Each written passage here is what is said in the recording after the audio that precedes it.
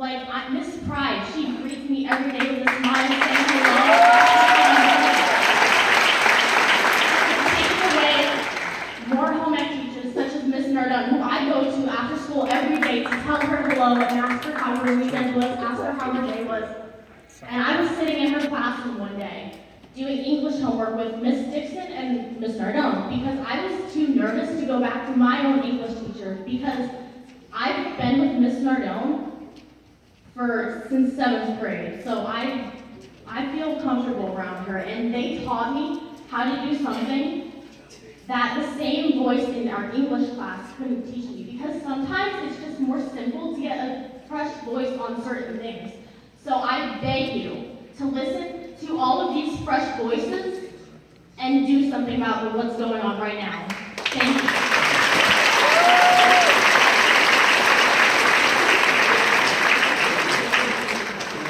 Patrick Blanchard. Patrick.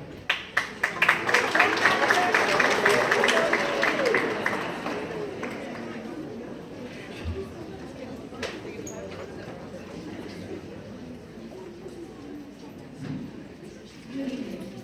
My name is Patrick Blanchard Jr. and I'm a 7th grade student at Myers High School. I am very unhappy with the recent decisions to cut entire programs in our district. These programs include art classes, tech classes, and career classes.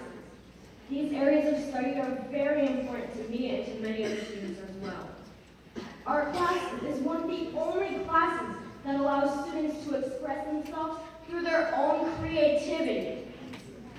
Young artists, myself included, will lose the opportunity to learn from experienced teachers who allow and encourage us to express ourselves. Another class is Career and Tech Exploration. This year I have taken this class. I've learned how to sew, use good manners, how to build things, and how to use computers. These skills are essential to any career that one may choose. Without these important skills, it may be difficult to succeed. I understand that they're cutting art and tech classes. So what's next? Music? That's on the line. Because my favorite class is music. I love music. I love listening to it and especially playing it. I love playing instruments. I'm currently a violin student and I have a strong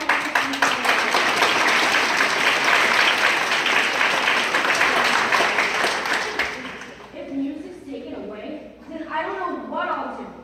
I'm looking for a future career as a musician. What will I do without it? Tell me, what will I do?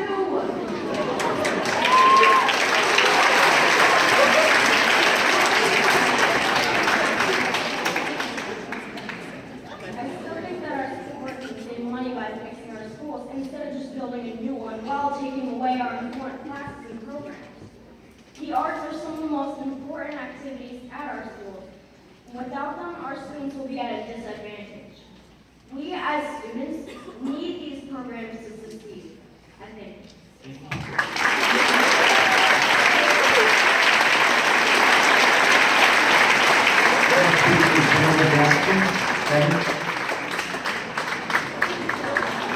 You're good, don't worry about it. As Marie stated before, Dr. Bev, you were an art teacher before you became superintendent. Then you should know how important classes like art, home ec, and industrial arts are. They're classes where people can learn things, be creative, and honestly, I don't know where people can play. I don't know any other class that can let me do that. Personally, I want to major in art. I want to be a video game designer. And if this class is cut, where can I get help with my art? Where can I go for advice or just talk about it? To finish this, I end with a quote from Albert Einstein. Logic will get you from A to B. Imagination will take you everywhere.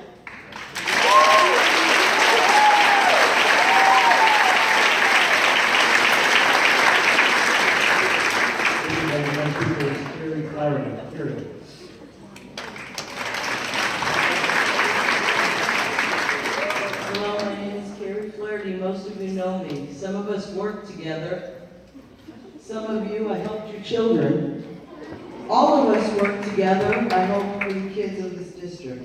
For those of you who may not know me, I taught art at Myers for the last 17 years and ran the student council and key club. But I'm not going to stand here as a department or a specific subject, but as a person like my colleagues who has given her heart to the Wilkes-Barre Area School District. All I want to do is tell a story today. How long it is up to you. It was Friday morning, May 20th, 2016. It started out as any other day, but it quickly became one of the worst days of my life, and it did for many other people. I believe not only for those of us called in, but for our friends, family, and colleagues. It was a very surreal experience. Once you are told you could possibly be furloughed, it's like the world stops, but your mind keeps going. You think, wow, can this really be happening? Your emotions are all over the place, sadness, anger, fear. But the one emotion that I felt overwhelmed by was embarrassment. I felt like I had done something wrong. I felt like my family and friends would think less of me. And I'm not sure why. So I guess you can't control your emotions. I asked a friend and colleague. He told me he felt the same way. We actually talked about having to tell our parents. I guess no matter what age you are, you do not want to disappoint your mom and dad. It was a strange day. Moments felt like forever, but then other moments went by fast. Like most news in good old WB, it spread pretty quick. I was overwhelmed by calls and text messages. Many I did not answer because I felt embarrassment. As this story moves along, we had a meeting at 4 p.m. Walking into it was like walking into a funeral. People were shaking, crying, mad, hurt. But to be honest, I walked in and said, wow, am I old? I said it out loud, I guess because my friends assured me I was not. But I explained to them the reason I said that is because I saw faces in that room of students I taught at Myers High School. As the meeting went on, I began to recall many students I had over the years. So many went on to do great things, so many have become teachers, not only in Wilkes-Barre School District, but in the state and in the country. I thought, I did help people, I did change lives. I felt a little cliche. As the meeting was breaking up, I heard one of my young former Mohawks say to a friend I had her. We came face to face, she teared up and said, oh my God, Mrs. Flaherty, what are you doing here? I never thought that I would see you here, it's unfair. She began to cry, so I hugged her. I said, it'll be all right, trust me. You will be all right, everything happens for a reason. I said to her what an adult would say to a child, all the things a teacher would say to a student. But in that moment, look in her eyes, I realized she was trying to comfort me. What a compassionate young person. In that moment, I saw the kid she was, the teenage girl, the woman she's become, and the teacher she is. Veronica Tobin, if you are here, thank you. You gave me the strength to make me do that. You helped me without knowing. You truly are a teacher. Because of you, 17 years washed over me. I no longer felt ashamed. I instantly felt a sense of accomplishment. I have done great things. It dawned on me in that moment that I may never have taught a mathematical equation or a scientific formula, but I have taught and shared life lessons and helped mold caring and compassionate individuals. In my classroom, I like to teach life lessons, common sense, listening skills. Listening skills will help you with anything. If you listen to your teachers, really listen, you will understand and comprehend. I tell them over and over again this, my own kids. It will help you in college, business, in every relationship. So I implore you, listen to the public. Listen to the parents and the students. Listen to your heart. Do not do this today. Do not do this in this way. And please listen to me. I am not done. I want to write more chapters. Please don't let the story end this way. Thank you.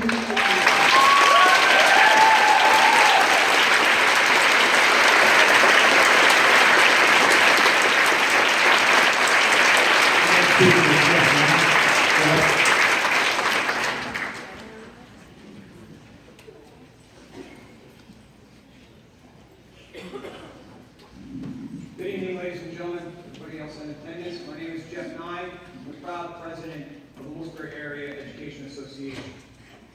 I've attended many school board meetings and I've seen a lot of things, that I personally have disagreed with, but I've held my tongue, and I have given this board my faith that they know what's in the best interest of the students, faculty, and community of the Wilkes-Barre area. Unfortunately, those days of silence at these meetings are over.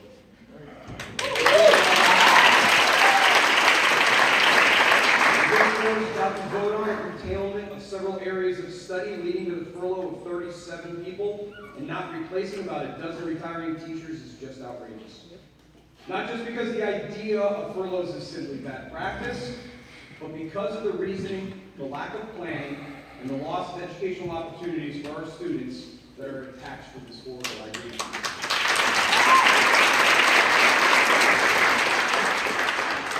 Many people in the past in this audience have spoken out about the lack of an open and transparent vision for the future of Wilkes-Barre area, and for good reason. Clearly, the consolidation of buildings without a shared plan with the community is not what the stockholders of this district want.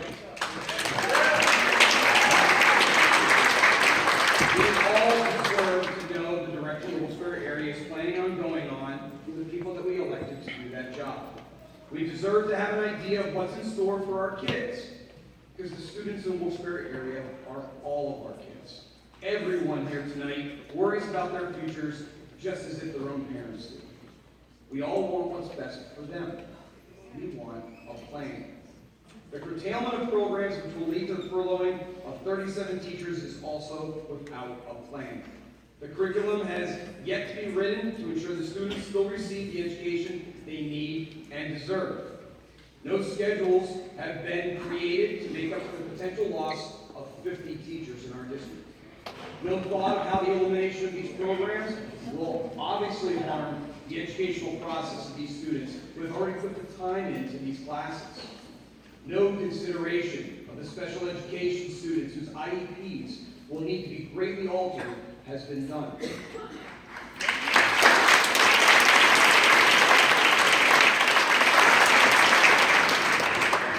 Changing the entire district's curriculum to ensure that our students are getting the education they deserve takes a lot of planning and preparation, something that many people from all areas of this district should be a part of.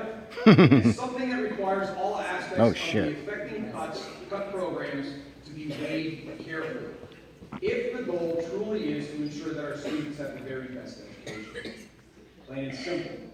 The district adopted the idea of a multi-million-dollar cut without a plan on how to do it without harming the students we chose to educate them. Wake up! Wake up, Geiger! And the overall community of Wilkes-Barre area. Please don't get me wrong. I know that our district didn't get into financial predicament for just the last few years, nor are some of the people on that stage personally responsible for it. But correcting the problem can't happen in just a short period of time. Don't let the poor decisions of years ago that got our district into this mess be compounded by making another poor decision tonight.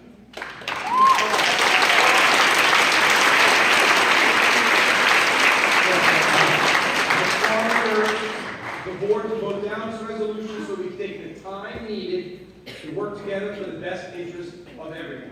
We need a plan to go with the pathway this board adopted, because we want all of our students' pathways to their future to have a bright destination, not filled with detours and dead ends. Thank you very much.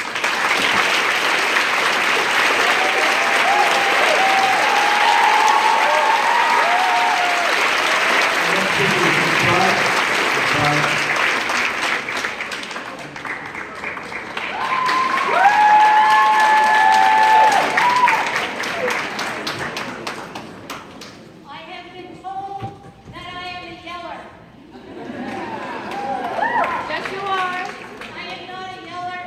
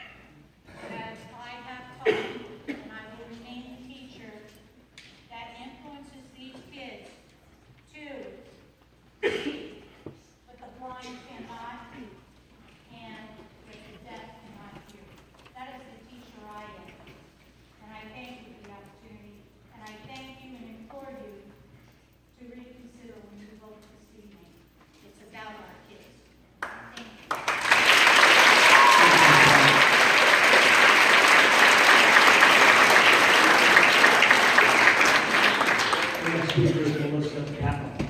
Melissa.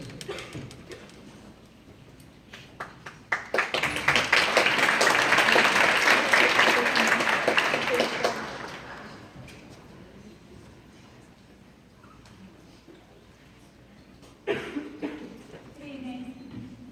I'm going to get off the subject here a little bit. I want to talk about busing. If we decide to go full. I'm concerned about busing, and can you tell me how many buses it will take to take our students to just consolidate along Washington Street? I would like to know how many students will need to be bused. Is there a plan in place on how these buses will enter and exit on Washington Street? And I figure that, okay, it's $50,000 a bus, approximately $50,000, so that's approximately $2.5 million a year. Is that accurate? And I was told that Myers students would have to walk to Myers and get back from there, or they could walk because it's only 2 miles, which is accurate. Last but not least, Come. back on the subject. Fine. And this is a board that may be about to release and cut programs for children. I find it interesting that no administrators or support from central offices were listed in that cut.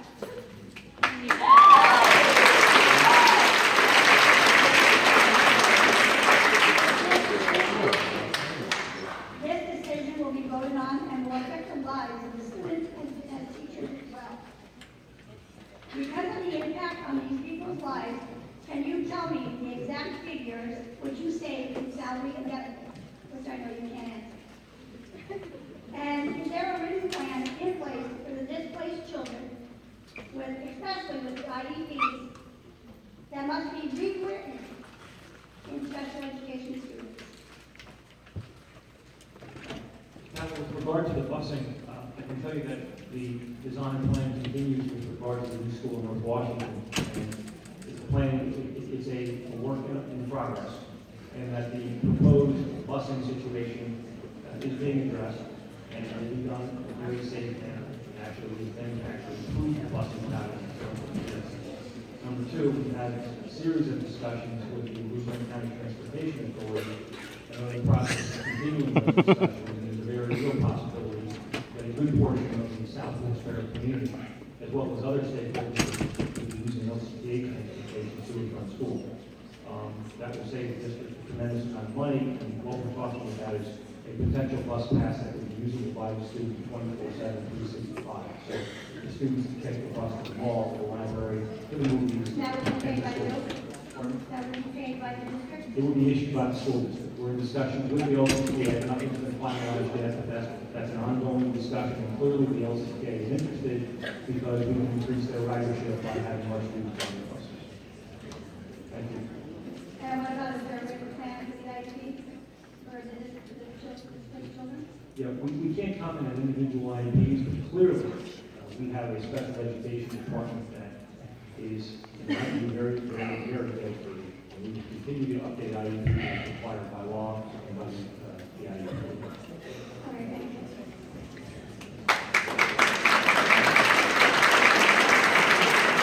Our next speaker is Dr. Mark Hughes.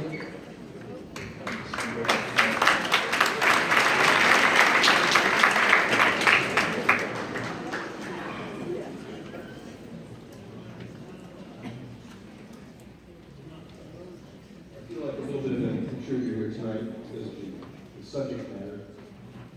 I had signed up to speak about a different subject altogether. And I would have sat down, except it dovetails a little bit with some of the concerns of the board. Before I start those remarks that have to do with an alternate plan for facilities in the district, let me just say that I can see the angst, I can see the enthusiasm in this room. I congratulate all the teachers who taught these students, who came and voiced their opinion, their concern. Many of them were from Myers. Myers, of course, has been central in some of SOS's work and involved in the facility issues. Let me tell you, it just gives me greater evidence that that community must not be broken.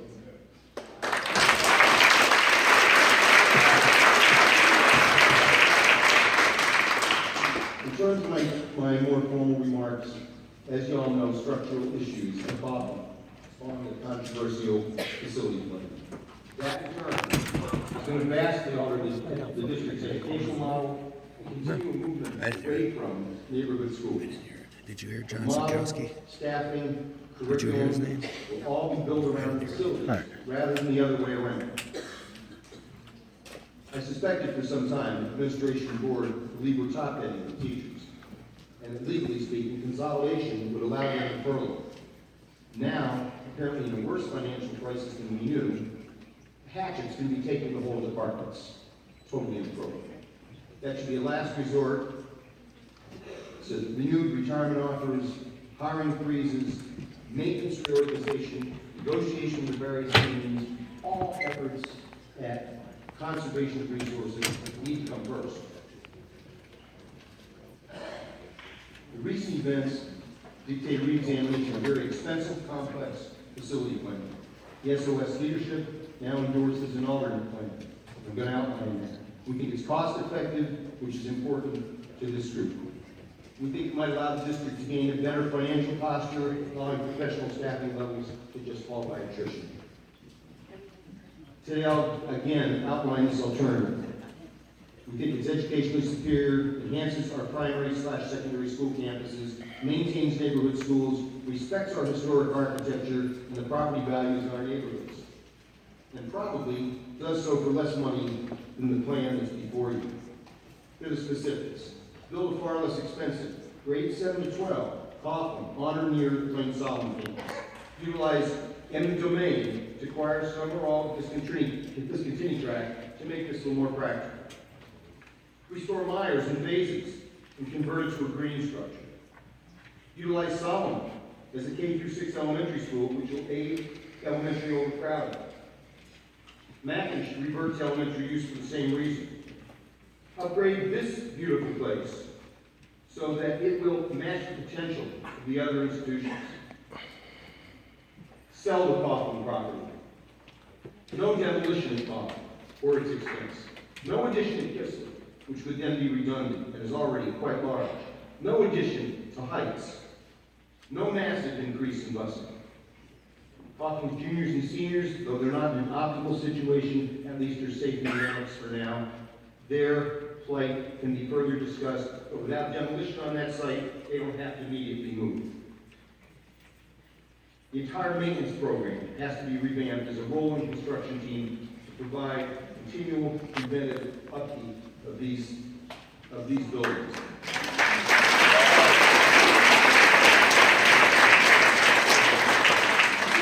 This process will give us smaller schools which are more effective and foster more student participation. They will all become green structures and run with far less expense. We don't even turn the lights off at this point. Now, if you have time, can you wrap it up, please? We'll maintain our neighborhood high schools, which are family-friendly, and encourage parental involvement. 3 elementary/secondary campuses will result, which provides an enhancement to the Plains community. This strategy also delivers a favored 7 through 12 high school model and K through 6 elementary model. We believe the STAM plan is viable and favors these key stockholders that are here tonight. Thank you.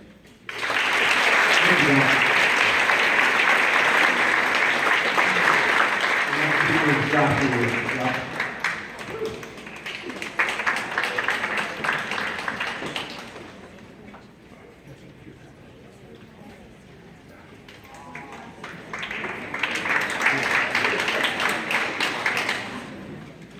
Good evening. My name is Josh Shields. I'm a senior at Myers High School. I'm back.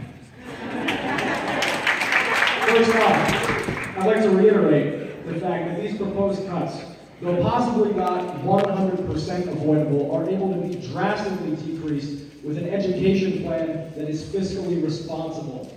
It's time for the local community and the board to rally behind such a plan. The aforementioned plan that my father spoke of is one that's economically feasible and educationally progressive. So I'm here to tell you, the board, that it's time to listen. You owe it to those who elected you to back a plan that benefits the children, the taxpayers, and the teachers. Now, let's first choose an economically responsible model. One that educational research supports, then make cuts to all unnecessary spending. Let's not just jump into these massive layoffs and program cuts. Now, in regard to those cuts, I have to touch upon the immediate problems they will cause. Though the arts and consumer sciences are deemed non-essential in the eyes of the school board, they are far from unimportant in our world.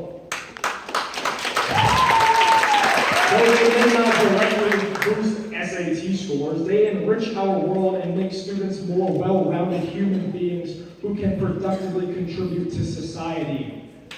And isn't that the point of the education system? Dynamically preparing students for the future, not just helping them get a gold star in their homework, but allowing them to unlock their creative potential and solve real-world problems. These programs are gateways to academic and societal achievement. An engaging visual arts class or a technologically driven shop class can interest students who may otherwise be disillusioned and bored of the education system. They can grab the attention of these underachieving students more than just reading about dead white men ever can. So let's choose a responsible plan. One that values education, one that values teachers, one that values the arts, one that is economically intelligent and doesn't require immediate drastic cuts. I'm saying that this plan exists, and it's time for us as a community to rally behind it, and it's time for you, the board, to listen. None of this, there's no other option, or what we're doing is necessary. No shooting from the hip to solve these problems. No sitting up there like this speech isn't happening right now. I'm right here.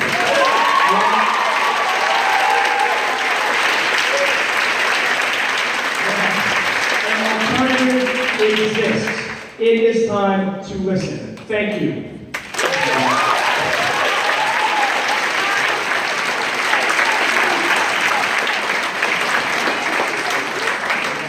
Dr. Howard.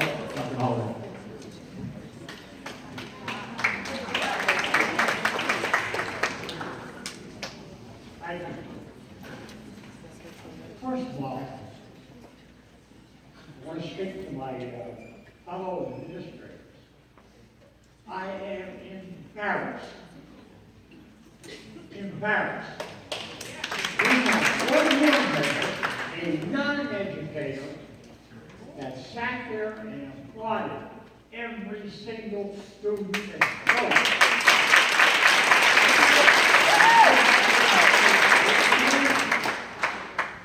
I know that he was not always applauding or agreeing what they were saying. He was applauding effort. Where in the hell are the rest of you?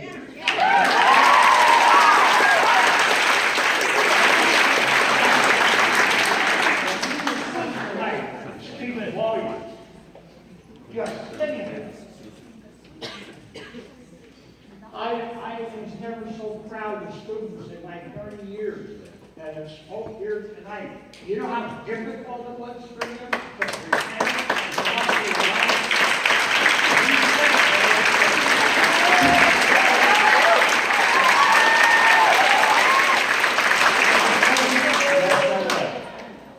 I have a problem. And the problem, and you should be sick of hearing it by now, is there's no friggin' plan.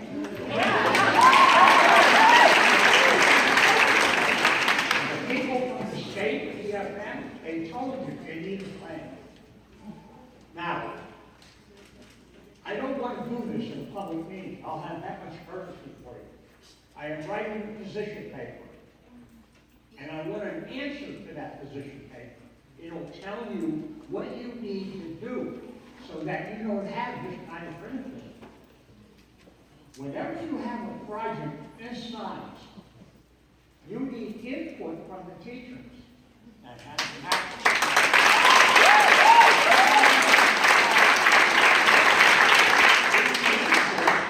from the company, SOS, we are considered adversaries.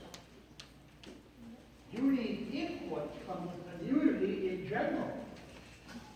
You cannot vote on this tonight. If you were the best board in the world, you cannot vote to close programs until you have a plan in place.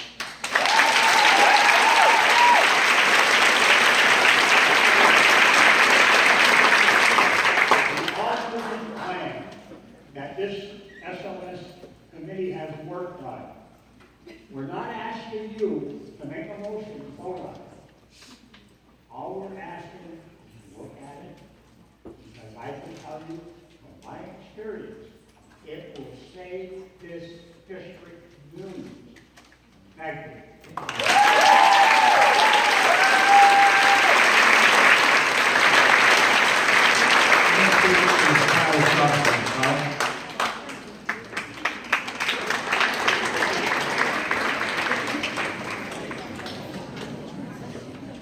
Hello, my name is Colin Strowski, and I've been part of the Wilkes-Barre Area STEM Academy for 2 years. Throughout this time, I learned not only the traditional